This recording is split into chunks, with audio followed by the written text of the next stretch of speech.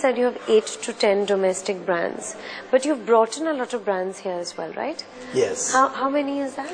There are 6 of Italian good brands like Stephen Hafner, Your favorite one? La Nouvelle Barque, Porati, AOC, Scavia, then Stavrino. Valente, Storino, Gianti. Gianti is a house Italian brand. Right. Bliss So is coming with Damiani. Yeah. Okay. Bliss and Salvini are coming from Damiani too. Okay. So it's mainly Italian brands that That's correct, yeah. you've brought in. But of course your Indian brands must be the focus in terms Oh of your yes, sales. the right? Italians are very different from Indian product, of course. Different sensibilities. Different sensibilities, different art, More different. subtle. Yes, absolutely. And as India is getting modern, it's catching up. You were saying that your favorite brand is Asmi. Could you tell me why now? Well, besides the designs and besides the message, I think it's the most profitable brand for me. That's why I like it. And for you, you were saying... Like I said, it's Stephen Hafner. Basically, the designs are just, wow, it's out of the world. Yeah. The Italians are the best creators of jewelry. You must be spending a lot of money on marketing, right? I see you use every celebrity under the sun. Yes. From Katrina to Bipasha to Kajol. Yes, Bipasa, Karina, now we have signed up Sonakshi at the moment, and also Ashin. These are the new arrivals, and maybe we are talking with Shah Rukh Khan too. With Shah Rukh Khan? Yeah. What will he endorse? I always feel that probably they could be better to influence women than probably women are themselves. But what would he stand In the past, for? we always had Amitabh Bachchan for many years. Yeah. You know, just it was a beautiful punchline that 1 in a billion. Yeah. You know, and But do you feel it really adds value to have... You must be spending how much a year on... see, we always roll out Advertising and marketing. many new brands every year. Yeah. Every year, 2 or 3 brands we roll out new one, and to immediately be noticed. Yeah. I think the celebrities help.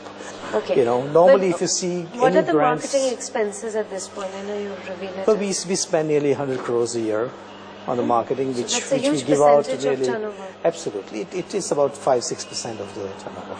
Yeah.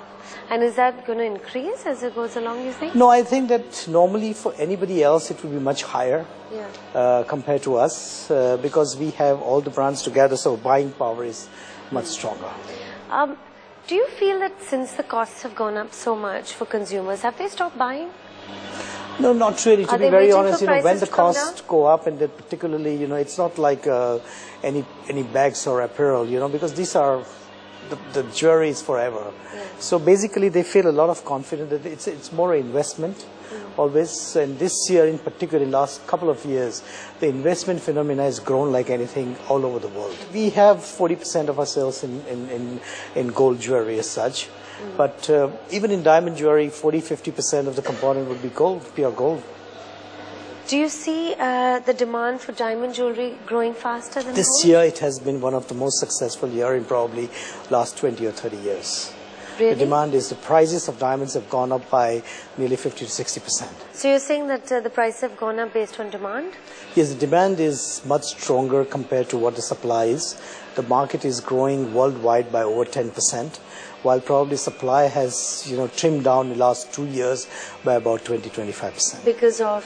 The volumes, because of slowdown, many mines stopped, and many workers have fled away. Maybe 20-25% of the workers have fled away from this industry. How much do you buy from De Beers every year? It varies. It varies year on year. But half of our supply is from De Beers. The recession was hard on everybody. And the diamond jewelry, the jewelry industry suffered hugely last couple of years, till of course the last 1 year. So what was it like for you, and what has the rebound been like? It was very different for us, reason being that we were in domestic market, and India never stopped. India, even last year, But now probably... 50% is international, right? That's correct, but India helped. We grew much stronger in India in the last couple of years. Okay. Our business in India was 25% 3 years before, which is about more than 50% today. Is America your largest market for exports? Yes, America is our largest market for exports. We have nearly $200 million of business coming from America.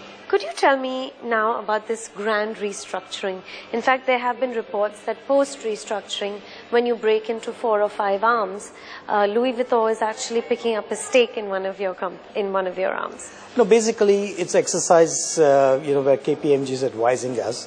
We're putting the whole company into 5 different compartments. We're trying to, one is going to be the manufacturer, which is present company Gitanjali Gems, which is going to be diamond polishing and jewelry manufacturing company. Then we have a brands company, because we are rolling out always a new brand, and our brand value is very high. Then one international business, because many of the investors are probably not interested so much in international business. Then we are going to have a retail international arm. Business meaning the exports plus the international chains? No, particularly international chains as such. Okay. Then we are going to have a retail arm, which is growing very fast. 3 of our companies are in retail, and probably this year we'll reach about 600 crores in retail as such, in direct retail. So that's going to be separate. And Infratech, what we're trying to develop, the properties what we have.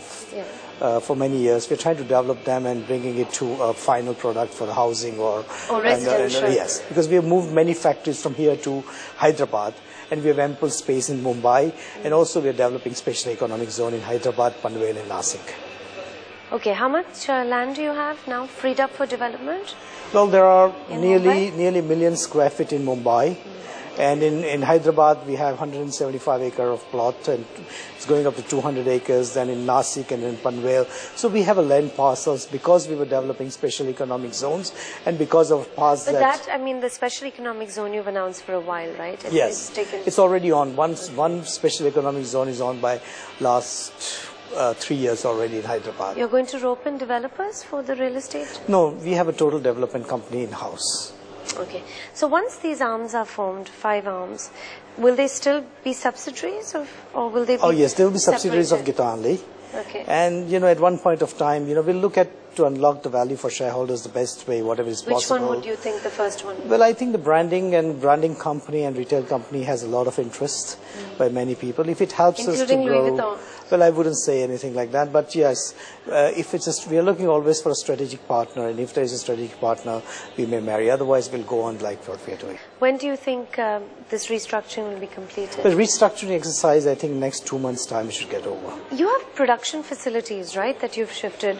What is the total we have 8 factories presently in India, which are 3 of the major diamond factories, Bombay, Surat, and Hyderabad. And the jewelry factories are in Seeps and outside Seeps, and also in Hyderabad. India is what? One of the largest consumers of diamond? India is absolutely the largest consumer for jewelry. It is the largest consumer in jewelry today. Total business is about $50 billion a year, domestic, and $30 billion of export, so nearly $80 billion. This industry stands at the 5th largest in the country. Now, just a couple of personal questions that I wanted to ask. It's well and good that you have half a dozen family members and it builds the company in trust, but what does that do about succession? Well, we're very much, the company is Does so... everybody have equal shareholding in every family? How does it work? The company is so diversified at this moment that we don't know the succession plan, how it works, because it's run by professionals and family together. Yeah. Of course, my shareholding would be the highest in the company. Yeah. And the succession plan will come in... What is the overall promoter holding? It's a 55% as a full... Of which you have the bulk of. Yeah.